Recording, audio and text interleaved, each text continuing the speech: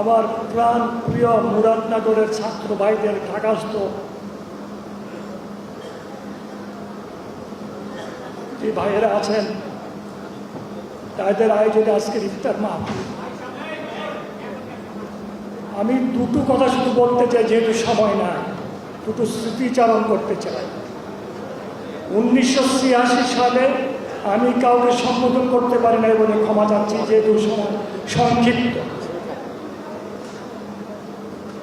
1986 সালে যখন আমি প্রথম স্বতন্ত্র সংসদ সদস্য নির্বাচন করি, এই পবিত্র বিশ্ববিদ্যালয়ের মাঠে এসে আমার বন্ধু হামিদকে নিয়ে আমি মিটিং করেছিলাম। এখান থেকে সূচনা হয়েছিল আমার সেই দিনের সেই নির্বাচনে অংশগ্রহণ করার প্রস্তুতি। আমার পরে পরে সেদিন এই ঢাকা ইউনিভার্সিটির আমার ছাত্র ভাইয়েরা আমাকে যেভাবে সহযোগিতা করেছিল, আমি কৃতজ্ঞ, আমি অভিভূত, মনে রাখার মতো আমার। শুধু তাই নয়, 2009 সালে যখন দেশ থেকে বেরিয়ে গেলাম, সেই স্বৈরাচার সরকারের মামলা মাথায় নিয়ে সেদিন এগিয়ে আসলো ঢাকা ইউনিভার্সিটির শ্রদ্ধেয় শিক্ষক মণ্ডলী। সেদিন সাংবাদিক সম্মেলন করেছিল, আজকে যিনি আমার ডানে বায়ে বসা আবার কালাম ভাই, শহীদ ভাই। আমি বিদেশ থেকে শুনেছি, বিদেশ থেকে দেখেছি ওনারা কি উচ্চ স্বরে সেই স্বৈরাচারের সরকারের বিরুদ্ধে কি ঘোষণা করেছিলেন, আমার জন্যে কত কথাই না বলেছিলেন আমার মুক্তির জন্যে। ঢাকা ইউনিভার্সিটি আমার জীবনের একটা অংশ,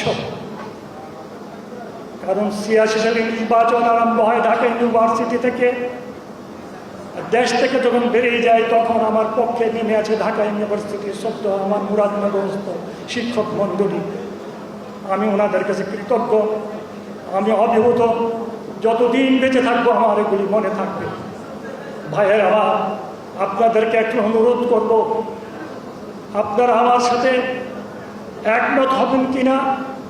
আমরা কি চিন্তা করেছিলাম গত রমজানে, এই রমজানে আপনারা আমাকে নিয়ে এখানে ইফতার করতে পারবেন? কোনোদিন চিন্তা করেছিলাম? আমরা কি চিন্তা করেছিলাম হাসিনা সরকার এইভাবে এই দেশ থেকে বিদায় হবে? আমরা কি চিন্তা করেছিলাম? কে করেছেন? আমার আল্লাহ। যে আল্লাহ আমাদেরকে সুযোগ করে দিয়েছেন, যে আল্লাহ আমাদের প্রতি এত মেহরবানি করেছেন, সে আল্লাহ শুকরিয়া বাবদ আমরা সবাই একবার সূরা ফাতিহা পড়ি। বিসমিল্লাহির রহমানির রহিম, আলহামদুলিল্লাহি রাব্বিল আলামিন, আর রহমানির রহিম, মালিকি ইয়াউমিদ্দিন, ইয়াকা না'বুদু ওয়া ইয়াকা নাস্তাঈন, ইহদিনাস সিরাতাল মুস্তাকিম, গায়রিল মাগদুবি আলাইহিম ওয়ালাদ-দাল্লিন। আমার আল্লাহ যা চান তাই হয়। যাবজ্জীবন কারাদণ্ড, একটা দস্তখত করতে হয় নাই, কোর্টে গিয়ে হাজিরা দিতে হয় নাই। আল্লাহ কিভাবে আমাকে মুক্ত করেছেন!